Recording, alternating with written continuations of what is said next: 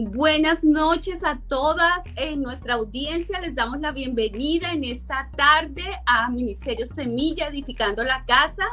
Estamos hoy muy emocionados porque nuevamente nos acompaña nuestra psicóloga Carolina Coronado. Buenas noches, el Señor te bendice, Caro. Gracias por sacar de tu tiempo para acompañarnos en este día. Gracias a ti por invitarme y gracias al público que todavía le interesa escucharme. Que todavía te escucha, exactamente. Pues igual realmente siempre traemos y traes temas muy interesantes y realmente muy educativos, como el tema que continuamos el día de hoy, que comenzamos en el Facebook Live de la semana pasada, violencia intrafamiliar y feminicidios. Damos las gracias a todos los que nos acompañaron la semana pasada. Fue un tema supremamente educativo por la doctora Olga Lucía Rivera, doctora en leyes, que nos hizo un overview, una revisión de todas las cosas de lo que se está sucediendo desde el punto de vista penal en lo que es el abuso sexual y los feminicidios. Y pues obviamente no podríamos dejar el tema así sin completarlo hoy con la participación de la psicóloga Carolina Coronado, que nos va a hablar de violencia intrafamiliar. Bueno, y tenemos mucho tema que cortar. Y yo creo que, Caro, vamos a empezar Vamos a empezar con este tema que realmente, como digo, nos concierne a todos, Caro.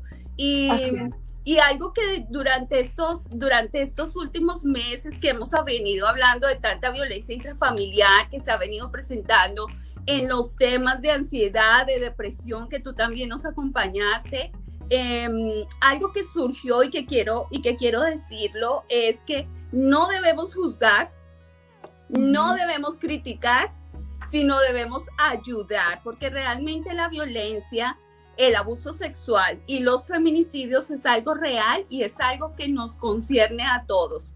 Y vuelvo y repito que como hijos de Dios debemos estar preparados para saber cómo abordar estos casos. Y muchas veces, como no los conocemos y no sabemos cómo abordarlos, cometemos muchos errores en este sentido. Claro, quiero comenzar con algo que nos dejó Olga Lucía, la doctora en leyes, la semana pasada, que se encuentra en Jeremías 17, 9, 10.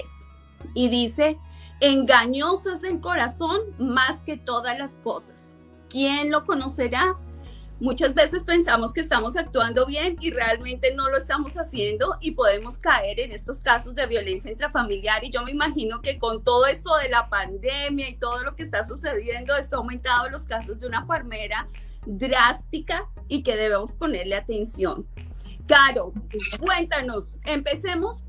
De pronto no sabemos qué realmente es violencia intrafamiliar. ¿Cuándo podemos identificar violencia intrafamiliar en nuestros hogares? Bueno, la violencia intrafamiliar es un tema que tiene que ver mucho con el respeto a la individualidad. Digamos que en la literatura normalmente se habla de diferentes tipos de violencia. Todo el mundo las conoce, verbal, emocional, financiera también, que es cuando la persona, que poco se habla de ella, pero es cuando una de las personas tiene control sobre la economía total de la familia, impidiendo que la otra persona pueda tener algo de independencia. Pero yo iría un poquito, es una percepción muy mía a través de la experiencia. La violencia intrafamiliar tiene que ver con el manejo de la individualidad, porque en la pareja hay un concepto de unidad, de dos como uno, a veces un poquito mal interpretado. Yo pienso que la violencia intrafamiliar comienza en el momento en que una de las dos partes empieza a ejercer algún tipo de presión, de cualquier tipo que sea, que hace sentir a la otra persona incómoda y la inhabilita, la vuelve invisible y le quita todo poder y autoridad. ¿Y por qué prefiero usar una terminología o una descripción un poco más amplia? Porque existen dentro de las relaciones de pareja muchas situaciones que para muchas personas puede significar algo pequeño, insignificante, pero para la persona que está implicada en la relación puede tener gran significancia y puede generar un gran conflicto. Por ejemplo, algo muy común, las parejas cuando uno de los dos es muy apegado a su madre o a su padre, su familia de origen, y genera cierto sesgo y diferenciación con su relación de pareja, porque parece que sigue como con un pie en el hogar y otro pie en su familia de origen. Y es una de las situaciones que normalmente trae bastante conflicto en las relaciones de pareja, especialmente entre los más jóvenes, las parejas más jóvenes, y en algunos casos esa es la primera etapa para poder trascender a una violencia. Entonces, yo prefiero un concepto más amplio porque quisiera que las personas que tengan la oportunidad de ver el programa comprendan que el problema de la violencia familiar comienza antes de que comience el abuso, el insulto, la agresión física, la agresión en general. Y no esperar hasta ese momento.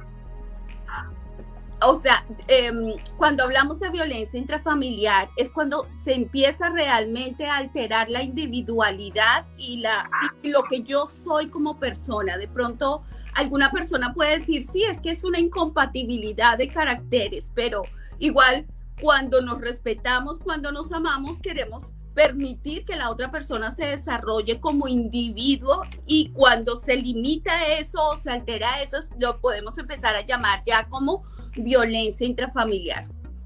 Sí, en la literatura te vas a encontrar que son cosas muy específicas, pero yo prefiero que las personas comprendan que antes de llegar a ese punto, un antes que hay que ir abordando y prestarle atención. De pronto muchos venimos con patrones de vida desde nuestras familias de origen que igual los damos a conocer o los desarrollamos cuando estamos en nuestra vida ya de familia, de pareja, que obviamente alteran la convivencia familiar y que pueden empezar a desarrollar este abuso entre pareja.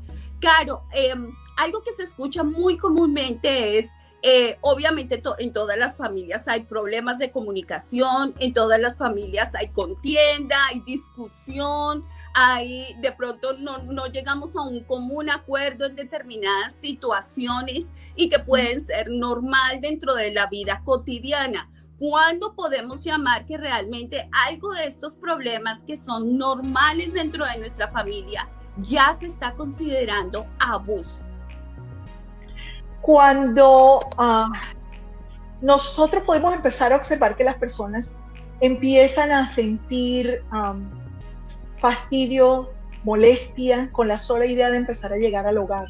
Es como que el hogar no es el lugar que debería ser, sino que empieza a convertirse en una tormenta de la puerta hacia adentro.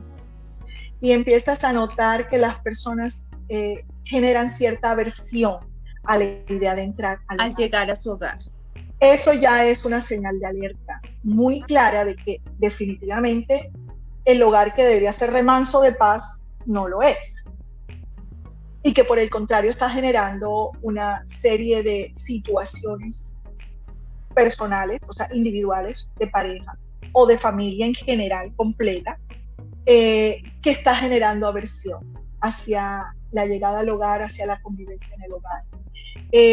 Definitivamente esa para mí sería la primera señal de alerta. La primera señal de alerta. Cuando tú entras así. ¿Sí? Tengo un versículo que dice en Colosenses 3:13 y dice, soportándonos unos a otros y perdonándonos unos a otros. Si alguno tuviera queja contra el otro, de la misma manera que Cristo nos perdonó, así también hacerlo. O sea, definitivamente tenemos que aprender a soportarnos en familia para poder evitar esta violencia intrafamiliar. Y algo que tú mencionaste y que me llama mucho la atención es el no deseo de llegar a nuestro hogar. Eso indica que realmente algo está pasando en nuestras familias y que podemos estar llegando a un problema de violencia intrafamiliar y que no lo hemos identificado. Caro, antes de llegar a cómo identificamos ese problema, me gustaría muchísimo que tocáramos muy a grandes rasgos cada uno de los tipos de violencia que normalmente están clasificados, lo que tú mencionaste, la violencia física y abuso sexual, que de pronto lo mencionamos en el programa pasado, la violencia emocional o verbal, que también se nos afecta. Yo te los voy diciendo y tú nos vas hablando a grandes rasgos cómo podemos identificar que estamos viviendo violencia verbal o violencia emocional. Ok, la violencia verbal, emocional generalmente van acompañadas. Cuando hablo verbal, no significa necesariamente verbal expresiva, puede ser corporal. Corporal. Sí, pueden ser señales como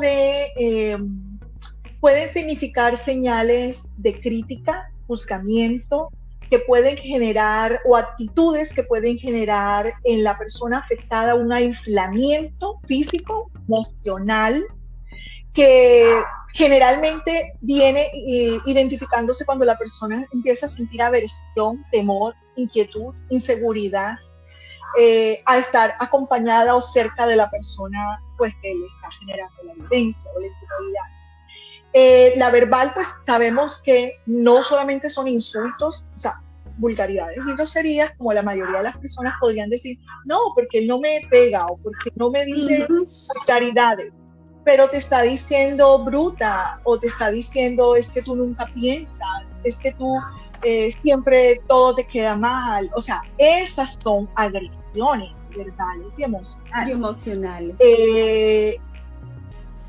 Algo muy común, lo que tiene que ver con cómo te ves, cómo luces, qué gorda estás, o porque ya tú no te cuidas. O sea, ese tipo de expresiones son abuso, porque están nuevamente atentando contra tu subjetividad. Claro.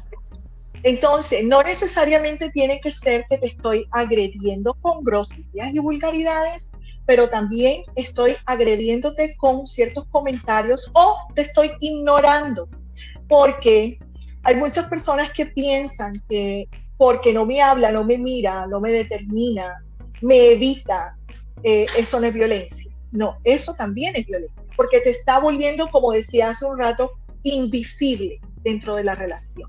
O sea, no te participa nada, todas las decisiones las toma sola.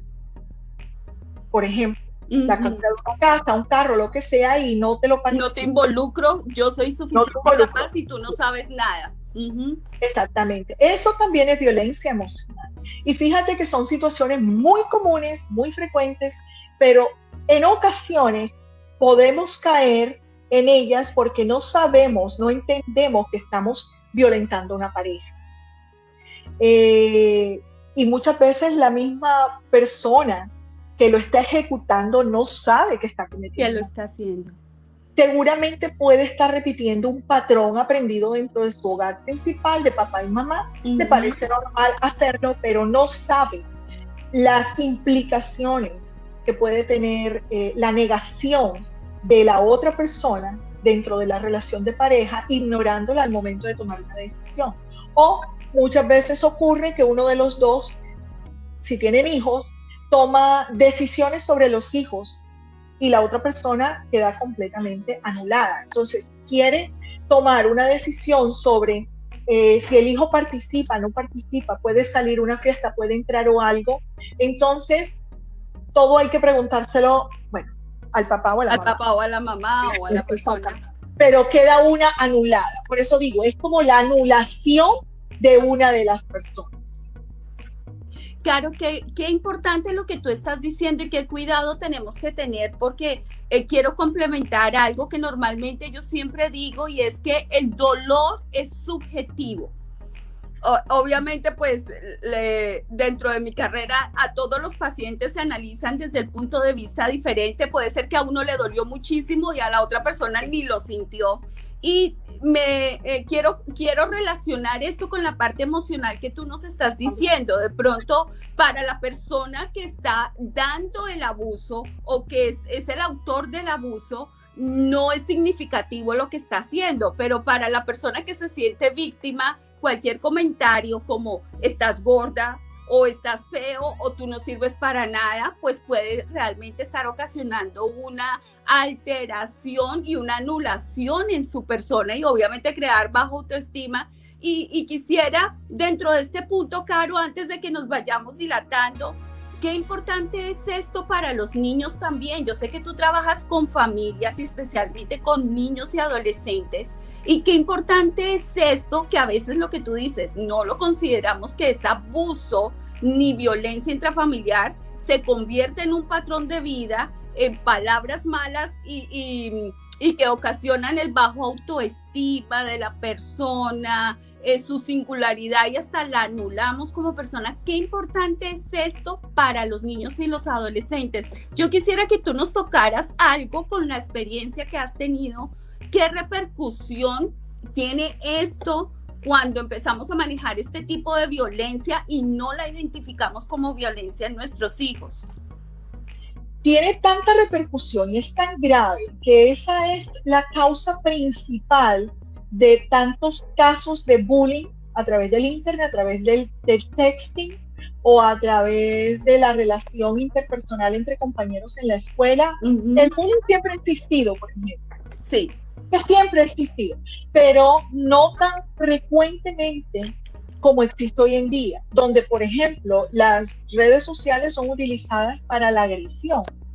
Cuando no fue creado para ese objetivo, tiene muchas funcionalidades, y en vez de cumplir para una funcionalidad positiva dentro del desarrollo del niño, entonces es utilizado para dilatar, expandir, criticar, juzgar a otras personas. Directamente llevarlas, como todo el mundo sabe hoy en día, hasta el mismo suicidio.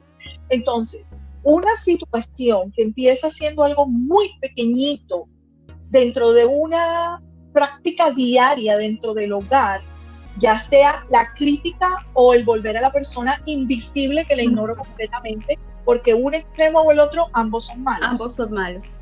El niño lo copia, lo repite como un patrón normal, porque pues si lo ve todos los días y vive en un ambiente donde siempre él es criticado, juzgado, o ve criticar y juzgar, o ve anular a su mamá, a su papá, pues obviamente va a llevar esta misma situación en su vida social. Y es tan grave que mira los índices de suicidio, los índices de depresión a consecuencia de las redes sociales. Del bullying y de la anulación. Me gusta esa palabra, la anulación de la persona.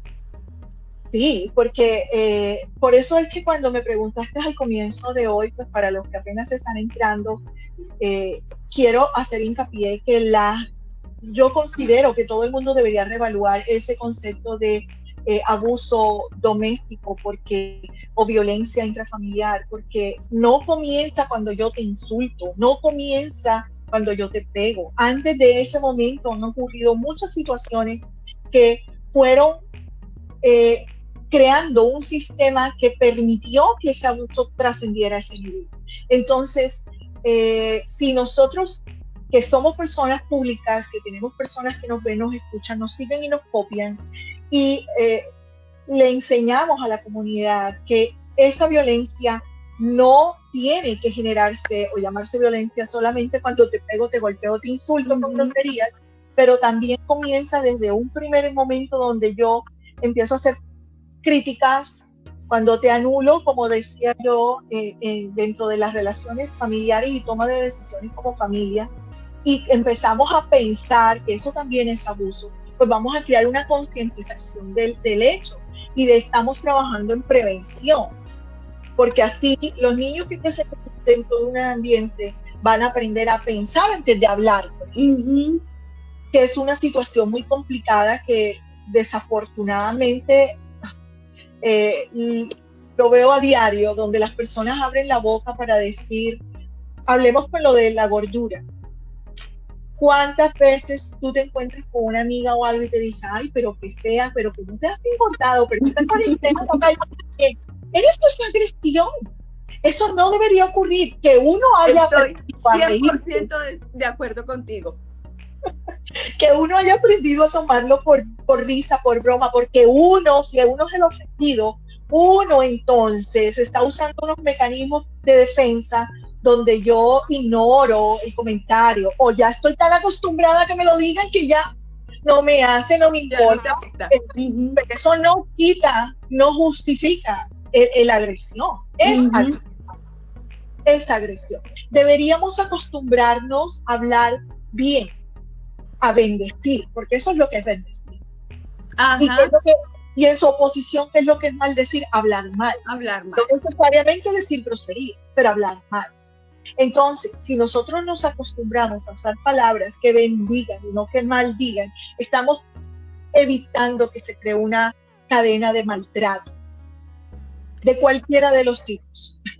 Claro, me gustó esa parte que tú estás diciendo y fíjate que deberíamos hacer y proponer una campaña de realmente de que vamos a empezar a hacer una crítica positiva de la persona, o sea, ¿por qué no resaltamos los valores de la persona, sus ojos, su boca, sus actitudes, en lugar de, por ejemplo, esos comentarios que a veces decimos, oh, tú no sirves para nada, sobre todo que lo hacemos en las casas, otra vez tú hiciste lo mismo, anulamos la persona o simplemente entre nuestras amistades, ¿cómo estás de gorda? ¿Cómo estás de acabada? ¿Cómo te queda ese cabello? ¿Cómo luce tu ropa? ¿Estás enferma o pobrecita? Deberíamos realmente nosotros empezar una campaña realmente para crear esa concientización de que la violencia, eso es violencia también, y la violencia intrafamiliar puede comenzar con esos pequeños detalles, pero que al final hacen grandes diferencias, porque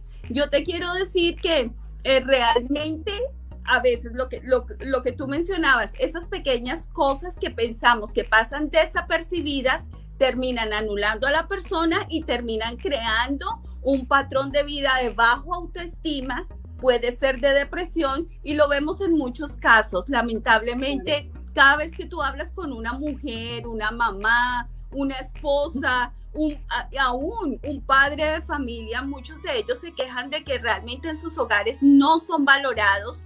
Y cuando pensamos de que no son valorados, no lo vemos desde el punto de vista de violencia intrafamiliar, Caro. Pero tú nos estás cambiando el concepto y me gusta mucho porque tenemos que verlo como es y lo que va generando si no le ponemos atención.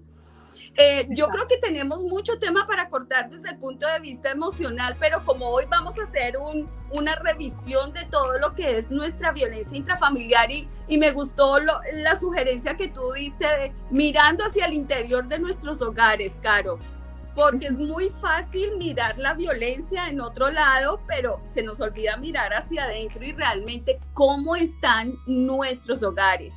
Caro, algo que también yo quisiera adicionar es, por ejemplo, hicimos en Semilla y se publicó los tipos de violencias que hay contra las mujeres, que lo quiero tocar así rápidamente, la política, la educación, que de pronto acá no se ve tan marcada, pero que en otros países realmente está completamente prohibida la educación para las mujeres, el acceso a los servicios de salud, que obviamente también es violencia intrafamiliar, la violencia obstétrica y ginecológica, porque obviamente las mujeres tienen que someterse también y muchas veces son abusadas, no desde el punto de vista sexual, sino desde el punto de vista de integridad, dolor, emoción, cuando por ejemplo tienen su periodo menstrual, de que, ay, otra vez esta vieja está en sus días. O sea, igual también eso es violencia porque está atentando contra la dignidad de la persona. Y tenemos que aprender a ser muy cuidadosos con esto. Caro, ¿cómo podemos... otro tipo de violencia es el acoso y el acecho, o sea, una persona que persigue a la otra persona y que siempre está testeándole, vigilándola, bueno, todo esto desde el punto de vista de violencia. Claro, ¿cómo nosotros empezamos a identificar estos patrones de vida? Porque tú dijiste algo muy cierto, antes de llegar a la violencia intrafamiliar, hemos venido de una serie de patrones, actitudes, mal palabras, maldiciones, por decirlas así, porque se nos olvida hablar positivamente y bien. ¿Cómo identificamos estos patrones de vida que estamos generando en nuestra casa y que sí pueden estar generando violencia en nuestra familia y que nos puede estar convirtiendo en víctimas y victimarios o autor de la violencia. ¿Cómo los identificamos? Es difícil identificar algo cuando tú lo percibes como normal, como algo que está bien hecho. Es bien difícil. Porque, como tú bien dijiste hace un minuto, es más fácil mirar la familia ajena que el interior de nuestro hogar y de nuestra familia. Y de esa misma manera es más difícil mirar al otro que mirar en mi interior, ¿cierto? Entonces es difícil identificarlo porque generalmente la persona que abusa emocional o verbalmente de otra dentro del hogar crea intimidación en la otra persona. Eso hace que la persona que es afectada no se exprese con libertad sobre lo que está pasando. Y si lo hace, entonces, como he visto en muchos casos y en muchísimos hogares, es mal interpretado. Cuando en la Biblia dice, a lo malo llamarán bueno, a lo bueno llamarán malo, aplica perfectamente en este caso. He visto, por ejemplo, familias donde la madre tiene comportamientos o el padre realmente inapropiados y le exigen al niño que se tiene que comportar de manera contraria a lo que el padre o la madre está mostrando con su comportamiento o usar diferentes tipos de palabras. Pero si el niño lo hace, eso es malo. Y se atreven a decirle al niño, es que yo soy un adulto y yo sí puedo, pero tú no puedes porque eres un niño. Ok, eso es ambivalencia. Si lo analizamos bajo la óptica de la psicología, es un lenguaje muy ambivalente, genera ambivalencia, genera frustración y empieza allí. Mira lo que se empieza a generarse la rabia, la ira, el resentimiento. Empieza a generarse violencia, porque ¿qué va a suceder con ese niño? Que no puede expresar lo que siente dentro del hogar porque está siendo vulnerado en su derecho a expresar lo que siente o piensa, porque es un niño y no puede hacerlo. Los niños se tienen que callar y tienen que hacer lo que se les dice, no lo que ven. Cuando realmente es todo lo contrario. Cuando ese niño va a la calle, cuando ese niño va al hogar, cuando llega un hermanito a la casa y nace un hermanito, ¿a quién va a violentar? Al más débil. Porque lo que se está copiando... Replica lo que el asedio, el abuso y el maltrato al que es más vulnerable. Entonces, él nunca va a agredir a su propio padre o a su propia madre mientras sea un niño, mientras sea un adolescente, porque, por supuesto, hay una cuestión de poder que genera miedo e inseguridad y no lo va a hacer contra él, pero lo va a hacer contra el más débil.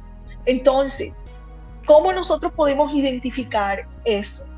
Realmente, cuando las personas de afuera, llámese profesor, familiares, amigos, te dicen a ti, ¿por qué le hablas hacia el niño? O porque ustedes todos siempre están discutiendo, o porque tú no tienes buena relación con tu hijo o tu hija, o parece ser que ahí sí vale la pena la gente que dice las cosas sin pensar cuando le dicen a uno, por ejemplo, como parece que tú no tienes muy buena relación con tu hijo o con tu hija. En ese momento uno debe decir, será una señal de alarma. Una señal de alarma. Porque uno mismo no se da cuenta de ciertas cosas porque para uno es normal. Porque has crecido en un ambiente que has tenido esos mismos patrones de interacción y esa dinámica, entonces tú no lo notas. Cuando hay una comunicación entre dos personas, hay una persona que es el que habla y dice un mensaje, la otra persona que la debe recibir. Muchas veces lo que ocurre en eso es que la persona que da el mensaje puede tener una intención en el corazón muy distinta a lo que está verbalizando. Y a lo que tú percibiste. Entonces existe una dicotomía entre lo que yo quiero decir y lo que estoy diciendo, de tal manera que yo no lo percibo, porque yo creo que estoy hablando lo que está en mi corazón. Por eso que dice la palabra De la abundancia del corazón habla la boca. Porque existe una dicotomía. Cuando esa dicotomía existe entre lo que está en mi corazón y lo que mi boca está hablando, la otra persona va a interpretar totalmente distinto. Esa es otra señal de alerta. Porque cuando tú estás hablando con las personas y tu mensaje normalmente la gente lo entiende de una manera diferente, eso es una señal de alerta para ti.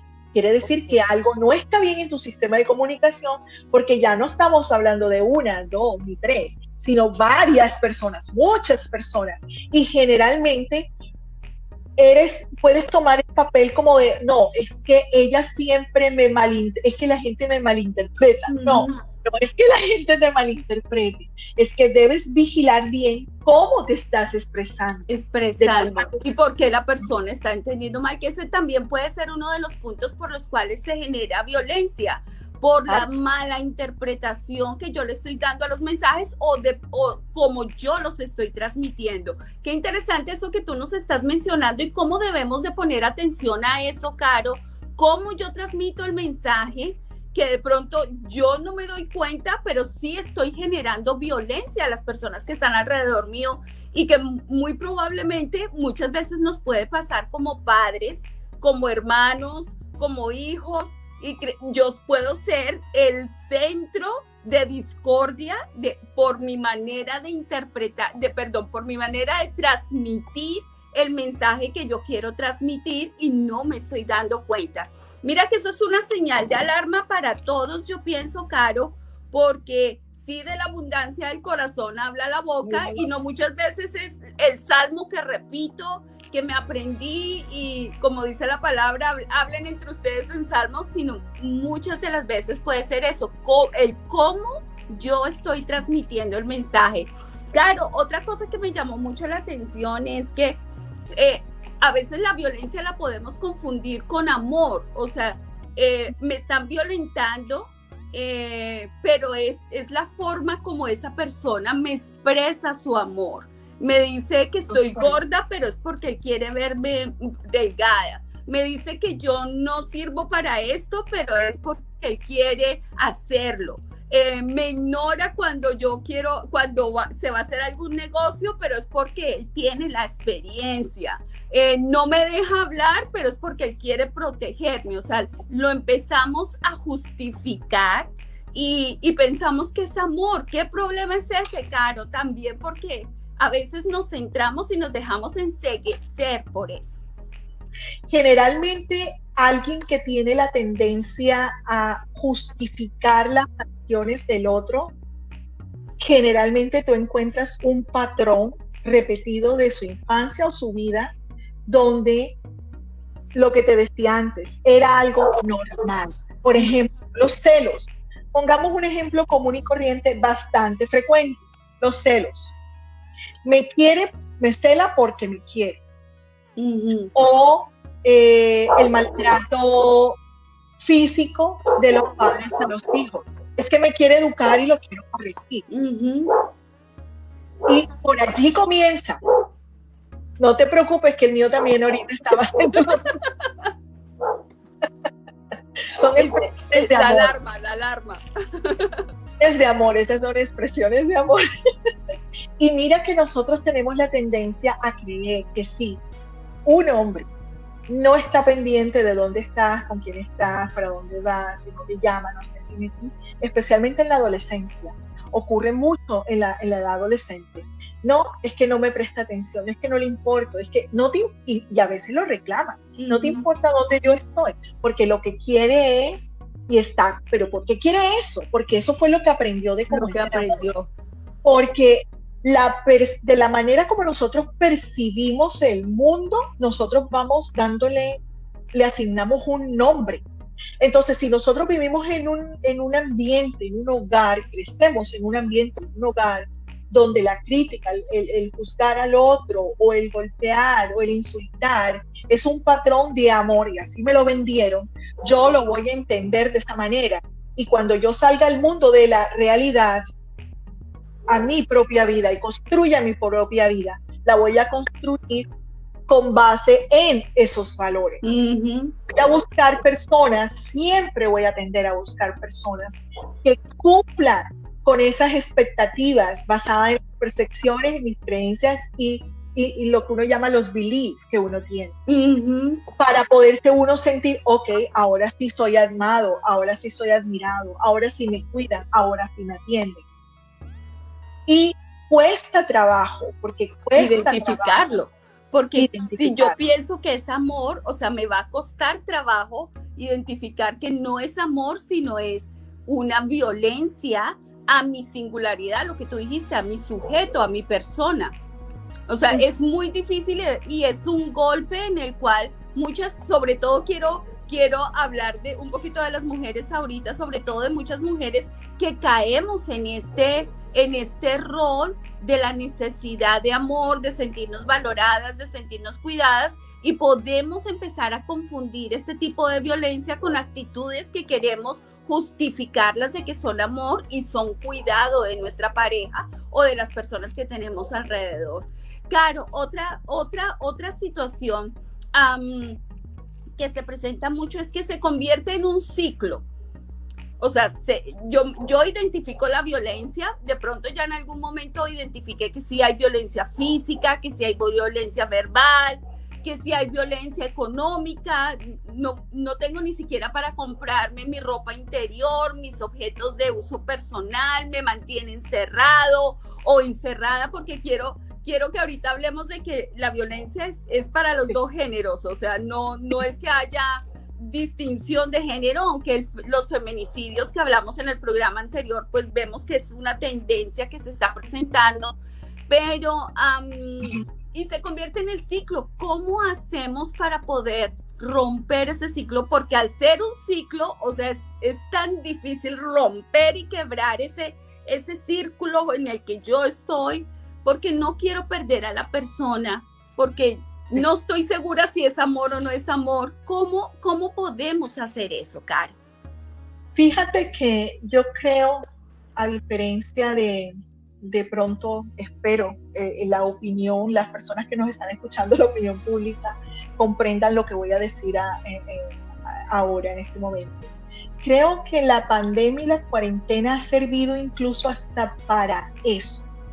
Porque cuando tú estás en una situación de incertidumbre, hablemos de una relación de pareja violenta, donde un día te quieren, el otro día te dicen, te agreden, al otro día te dices que te agredo porque te quiero, y tú vienes de ese círculo donde, ok, sí me quiere y por eso es que quiere sacar lo mejor de mí. O yo ocasioné, yo fui el culpable de que esa persona haya actuado contra mí de esa forma, porque también justificamos eso.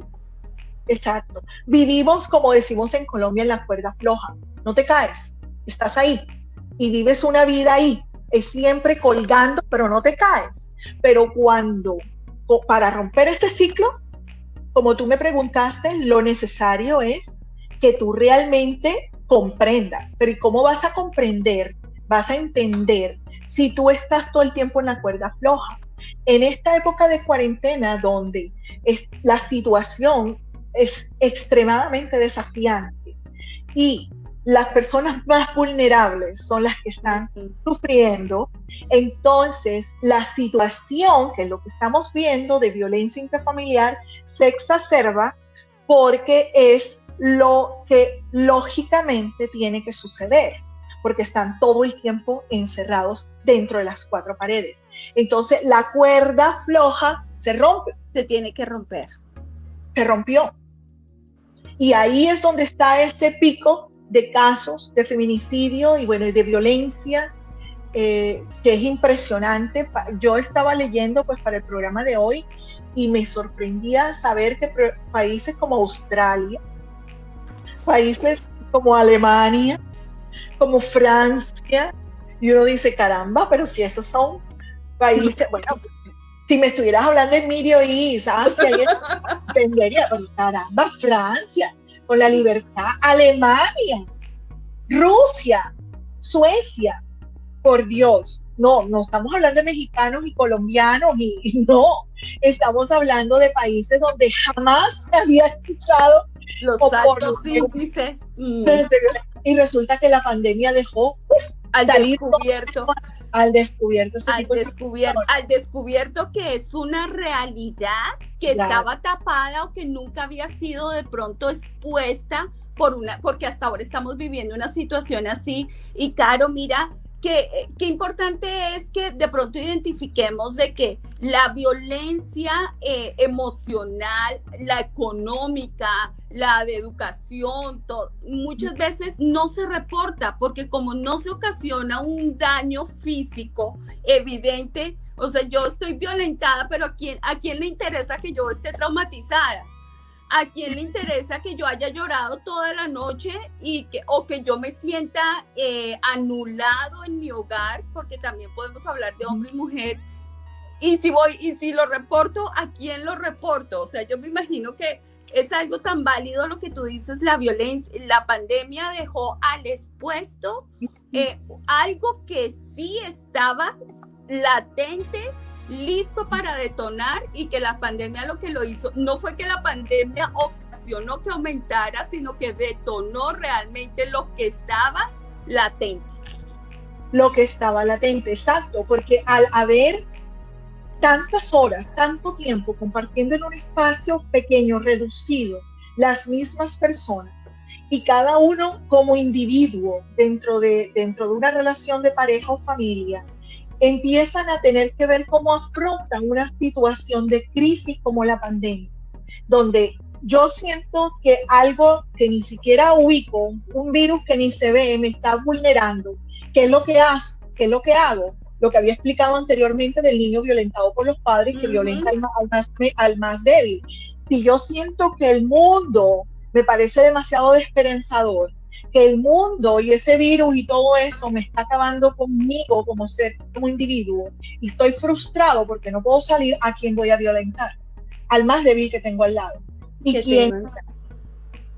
Exactamente, la persona. Entonces ese es el círculo que siempre ha existido de diferentes maneras, porque cada uno, pues como decimos nosotros, cada quien aprende a matarse la pulga de diferentes formas. En algunos momentos muchas parejas viven en esa tensión permanente de por vida, donde nunca se concluye realmente que haya una violencia, sino que simplemente se llevan mal.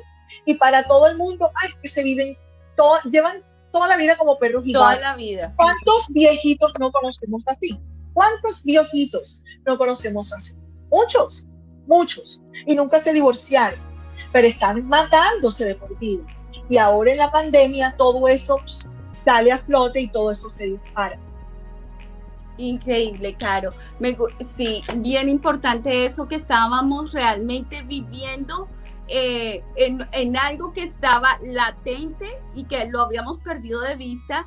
Y es algo que realmente nos debe alarmar, Caro, nos debe alarmar, porque fíjate que estudiando para este tema también de violencia y todo, y algo que tú siempre me has comentado, el índice tan alto de trastornos emocionales, de trastornos de aprendizaje, de el ADHD, todo lo que se está diagnosticando últimamente en nuestros niños, que podemos decir realmente todo esto tiene su origen en el problema del hogar, porque estas son las consecuencias de este tipo de violencia que manejamos intrafamiliar, que nadie conoce, pero que sí está ocasionando familias disfuncionales, y que lamentablemente, Caro, me imagino que tú quisiera que nos reforzaras esta parte.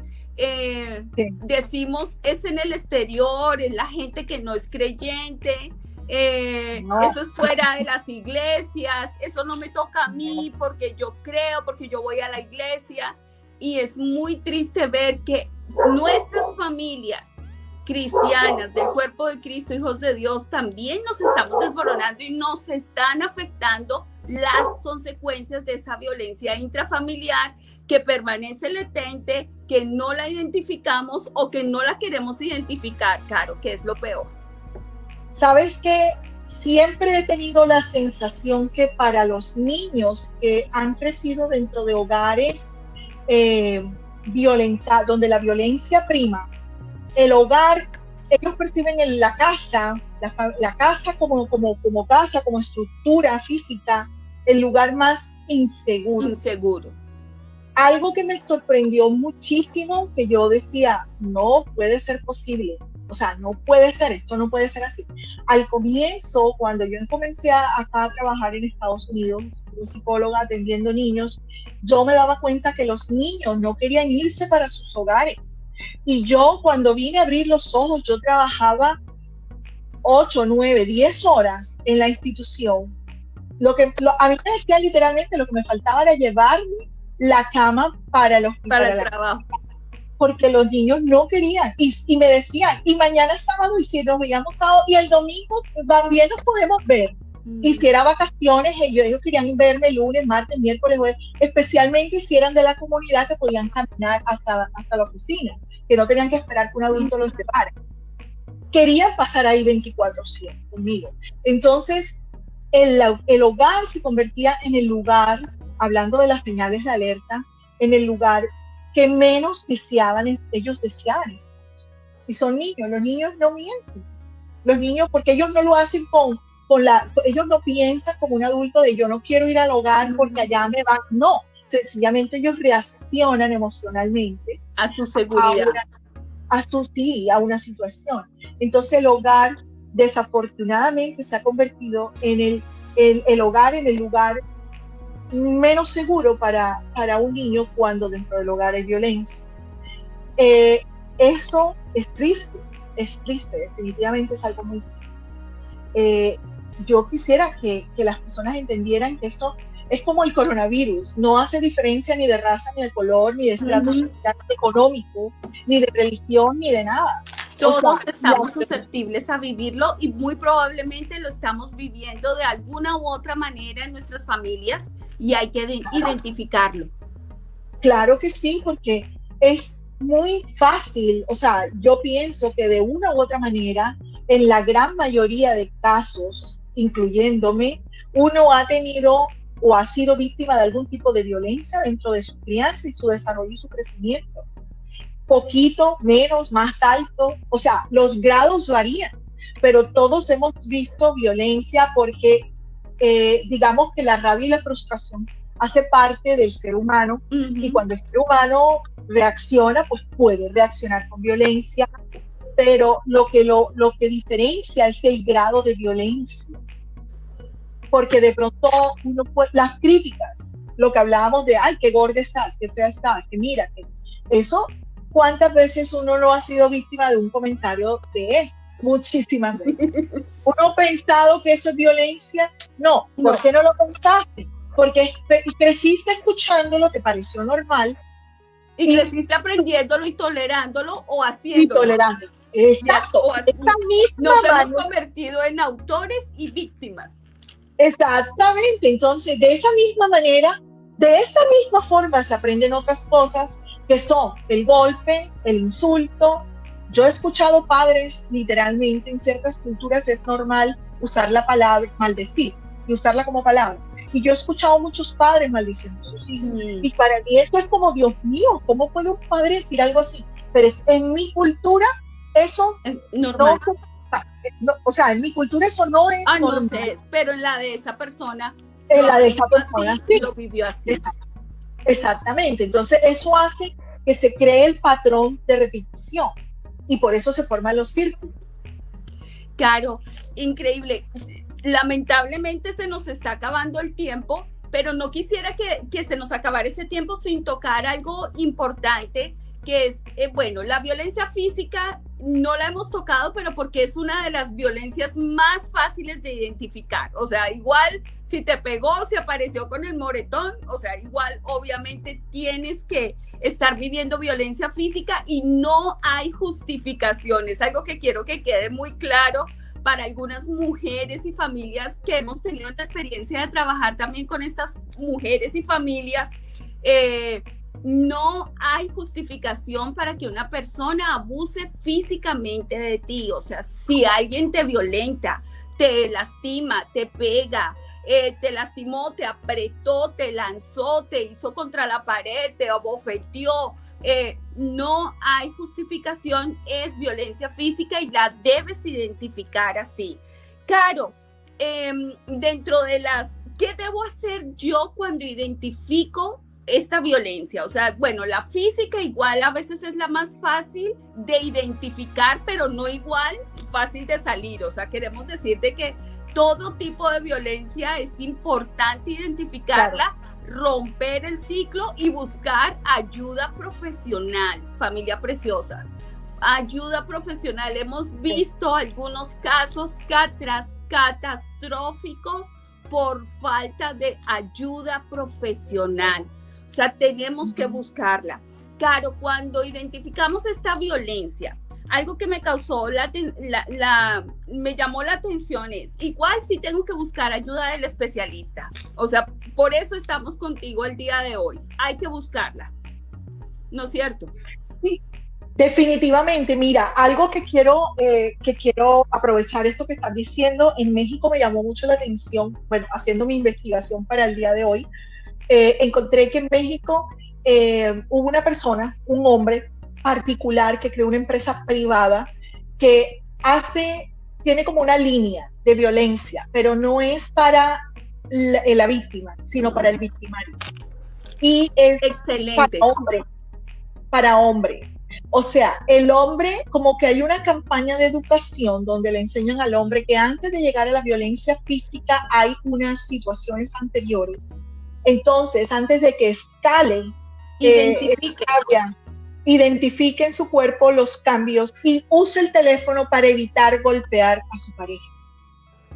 Y dicen que está maravillosamente bien. Y me pareció algo formidable, pero mira, lo está haciendo la empresa privada, o sea, alguien privado que está...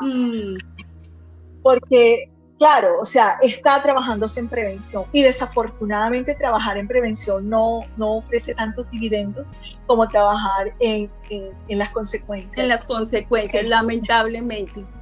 Pero sí, claro, definitivamente hay que buscar ayuda. Estas líneas de ayuda son y existen en español y en todos los idiomas. Existen líneas de ayuda. Y en todos los países,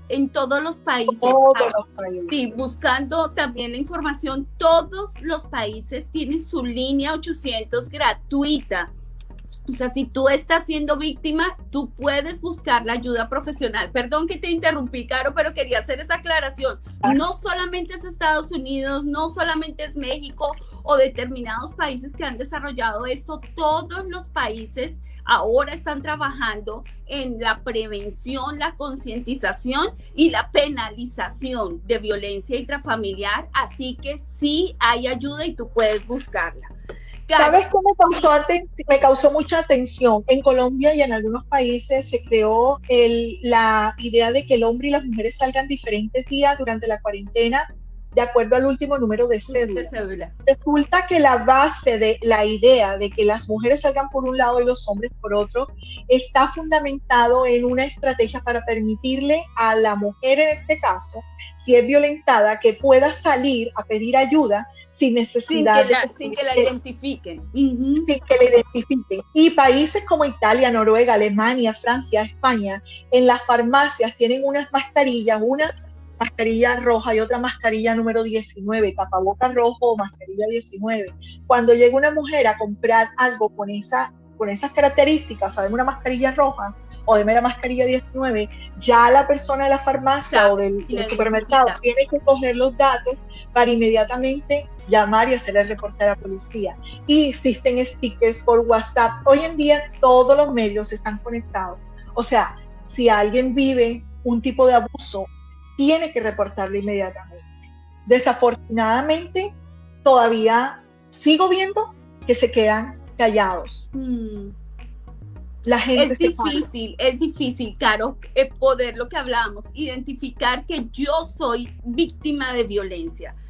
Siempre lo justificamos, siempre queremos justificar el amor, el patrón de vida, yo voy a cambiar esta situación, la persona va a cambiar, o sea, es difícil cambiar, pero sí, lo que tú dices, tenemos que tomar concientización y no podemos permitir que la violencia, porque las consecuencias son gravísimas.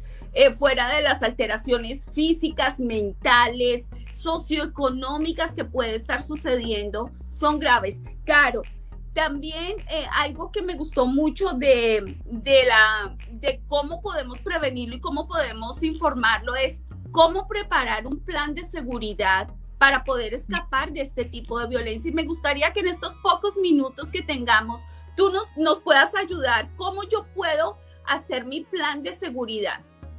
Y es importante que aquellas que tienen hijos les enseñen, si tú en un futuro vives una situación de estas, tienes que actuar de esta manera. Eso es importante y no quería dejar de que se me fuera a olvidar. Ok, plan de seguridad. Siempre que tú vives en un hogar o estás viviendo en cualquier situación, porque de pronto no es un hogar, puede ser el trabajo, tú nunca sabes. Siempre debes tener tu documento de identidad, debes tener como un plan B, como un plan de escape, donde tienes tienes tu documento de identidad, tus papeles, tu dinero, o sea, algo, una mudita de ropa, algo, tus documentos importantes a la mano, un teléfono, un número de teléfono de alguien que puedan contactar a la mano, cerca, ubicado en un lugar estratégico donde si tú tienes que escapar, lo agarras y te vas lo más rápido posible, no en la mitad de la pelea, porque eso es algo que salva muchas vidas. Cuando tú estás bajo las manos del agresor, no trates de escapar, porque seguramente puede ser peor, o sea, fatal. Tienes que esperar que la persona esté distraída, calmada, que salga, que se distraiga. Bueno, ya el tiempo se está acabando. Hubiera podido haber contado algunas historias, pues, como para ejemplificar un poco lo que estoy diciendo. Pero siempre claro, los documentos. Antes de que ya se nos acabó el tiempo, pero no quisiera dejarte ir sin que muchas personas de pronto pueden estar diciendo, ¿dónde ubico yo a Carolina? ¿Cómo puedo entrar yo en contacto con ella? Quisiera buscar ayuda con todo eso que me han dicho. ¿Dónde te pueden ubicar? ¿Cómo? Yo sé que tú tienes tu grupo de Carolina Sí. Coronado Group. Yo quisiera que de pronto nos dieras un dato, un email donde nuestra audiencia quisiera ubicarte y pudiera contactarte. Pues podría dejarles, yo pienso que la manera más eficaz en este momento, por efecto del tiempo, que ya faltan 2 minutos para que se acabe el programa, podría ser a través de Semilla, porque tú tienes información. Perfecto, por email. O sea, por favor, hacen contacto con nosotros, nos puedes dejar un mensaje o hacen contacto con nosotros y nosotros te direccionamos con nuestra psicóloga Carolina Coronado, que yo sé que te puede orientar, te puede ayudar y no hay justificación para que sigamos viviendo violencia intrafamiliar. Hay que buscar ayuda profesional. Dios tiene control de todas las cosas, lo sabemos, y Él quiere una vida buena, próspera, una vida sana para cada una de las familias, y tenemos que trabajar en dejar estas familias disfuncionales o también poder ayudar tanto al autor de la violencia como a la víctima de la violencia, porque las dos partes necesitan ayuda. Y hay muchas personas que son violentas, que después de que logran reconocer las razones de su problema de violencia, es tanto el amor que tienen por su familia, sus hijos o su pareja, que hacen un esfuerzo y mejoran. Y se rehabilitan. Sí, hay rehabilitación. Qué bueno que tocaste eso, Caro. Familia preciosa, se nos acabó el tiempo, Caro. Muchísimas gracias nuevamente por tu valioso tiempo, por donar todo tu conocimiento. Seguimos en contacto, este tema es muy valioso y bendecimos a todas las familias que nos están escuchando, y no hay justificación, busca ayuda. Las dos partes necesitan rehabilitación, y lo que tú nos dijiste es un mensaje muy positivo. Muchas de las personas que buscan ayuda sí logran rehabilitarse y volver a construir familias funcionales. Así que, familia preciosa, muchísimas gracias por estar en sintonía, Caro. Seguimos en el próximo tema porque tú sigues con nosotros educando nuestras familias. Muchísimas gracias. Adiós. Adiós.